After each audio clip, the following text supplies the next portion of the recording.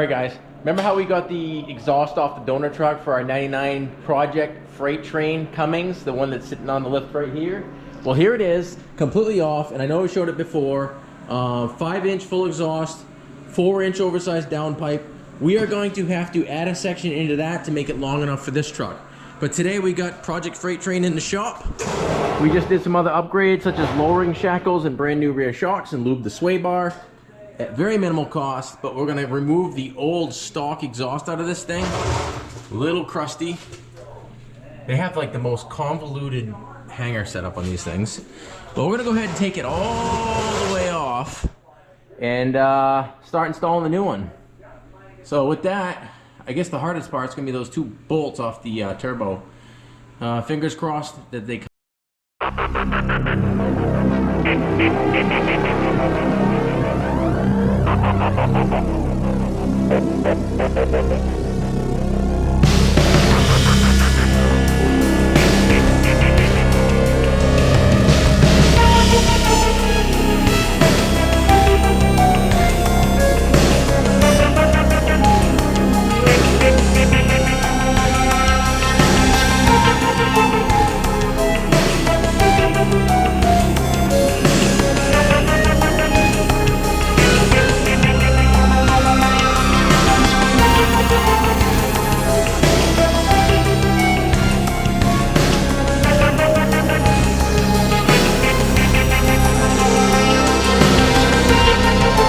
is what could possibly go wrong, right? But we've been so lucky with getting the fasteners out of everything we've done on this, such as the shackles and stuff in the back, that I'm confident that we put some heat to these flange bolts right here off the back of the turbo, get this thing back up in the air and hit those bolts, they're gonna come out. I don't know that for a fact, but I'm about to try it. So yeah, let's put the heat to it.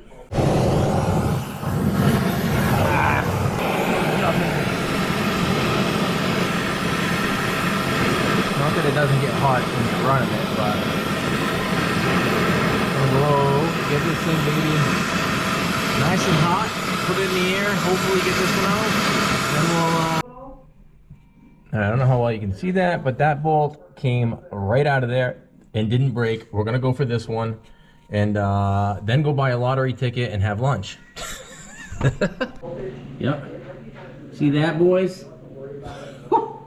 The flange bolts are out of the stock exhaust. Been in there since '99. Let me get a light up in there, just for proof. I didn't friggin' edit this video or anything else. The bolts are both out. Whew. So, like I said, I think I'm gonna go buy a lottery ticket and have lunch.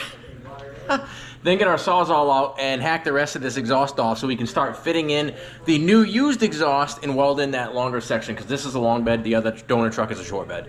And sorry for my face looking like a freaking horror movie because this light is just blasting me right in it.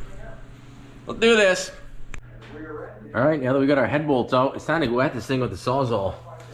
So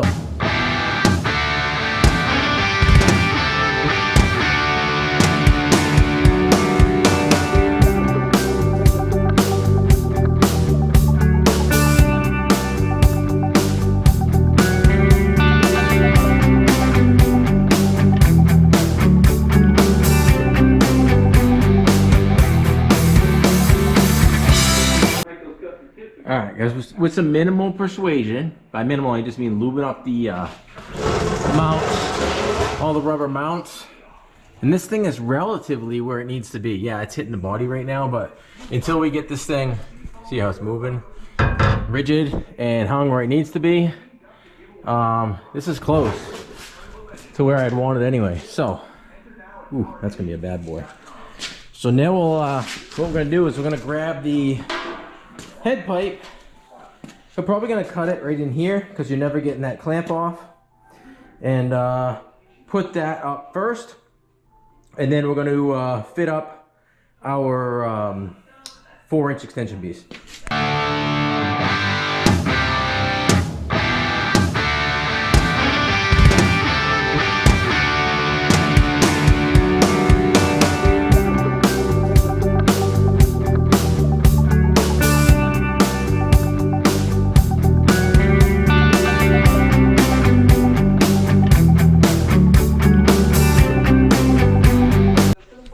guys, the cutoff wheel made short work of that downpipe, and what we've done basically is taken out this crimp section. So when we add a new section, the longer section of 4-inch, which I do have some, it'll slide into there. But be a new section. Hopefully the piece I have is long enough to make up for the fact that this is a long bed. So we can go ahead and fit this piece up here, and then set that on there, and we'll determine how far and how long we need to make our extension pipe. All right, guys, we're up at the front of the truck, and I got the oversized downpipe in place, just hanging there with one bolt right now. So you didn't see the 20-minute struggle that I had. Hold on, I'm getting a light so you can kind of see. Just to finagle this thing up there, it is bigger, and hold it up there with one hand while trying to start a bolt by myself. So anyway, make sure you have a partner. It makes it a little easier. But roughly in place, held in here with some straps. As you guys can see, there's about 1.5 feet worth of space left, and we have about 2 feet worth of pipe. So we're literally, of course it's gonna go this way, and I know you guys will say, oh, that's not how you install exhaust with that flange like that, but the way this is gonna be set up with the band clamp I'm gonna have, it's gonna be fine, and we don't have to mess with this transmission cross member. And then it slides in this end here with another clamp, some tack welds. We'll be in business. So we're gonna go ahead and get this thing fit up, and we'll be almost done. I'm gonna drop that flange again and throw a little bit of sealant cement on that flange before we tighten everything down. All right, guys, there it is, just setting in place. Nothing is tacked, nothing is clamped. We do need to go ahead and do some tacks and some clamps, put some sealant on the head pipe. We're gonna start with the head pipe and tighten that and work our way down as we go. And this thing is almost done. All right, guys, lighting's not the best under here, but I got this thing fitted, tweaked, strapped, held, twisted, pulled, bent, everywhere as I need it to go to get this thing in place. And yeah, dealing with used exhaust, as you can imagine, is not fun. But however, we're nearing the end of this. The flange of the turbo's hooked up. I do gotta get a band clamp for this. I don't have one, so I'm gonna throw some tacks in these seams right here, a little bit of weld, just to hold it until we get stuff so we can still run this truck. And then around here as well, we're gonna weld this up, and then another tack or two in the back, and we are done. So let me get this thing welded up and call it good.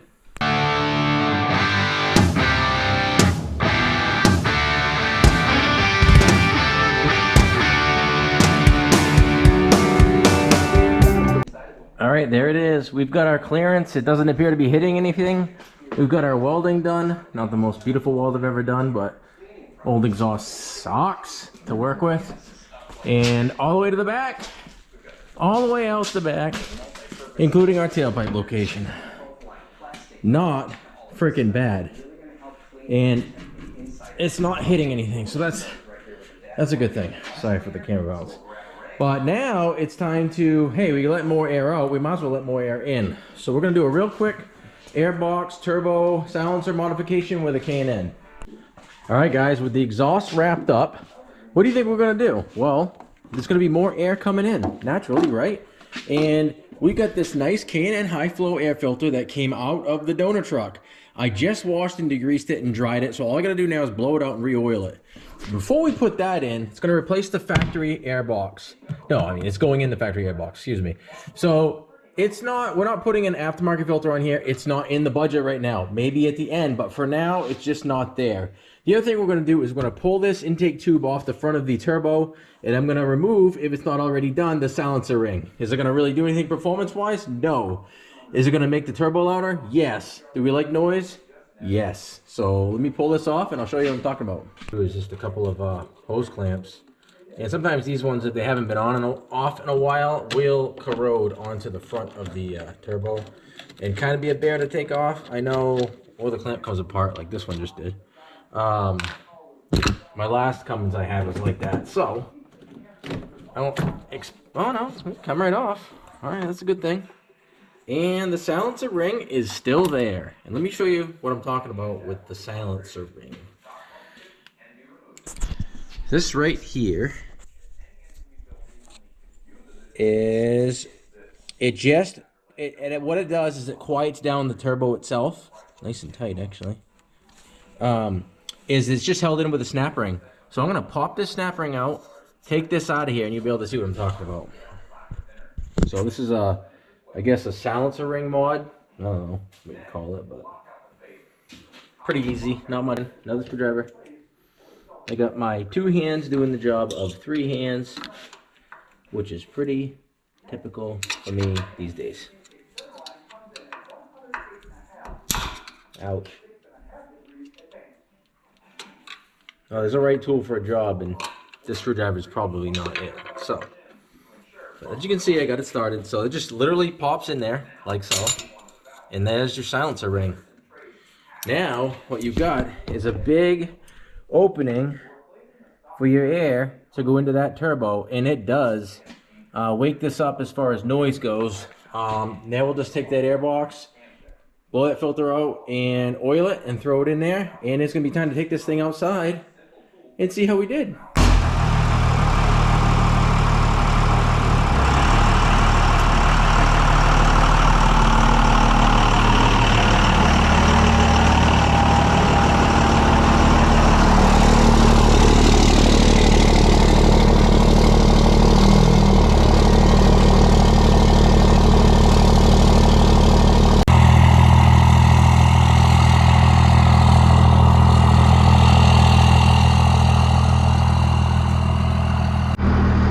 Guys, that's going to take us to a wrap of this episode here of Project Freight Train.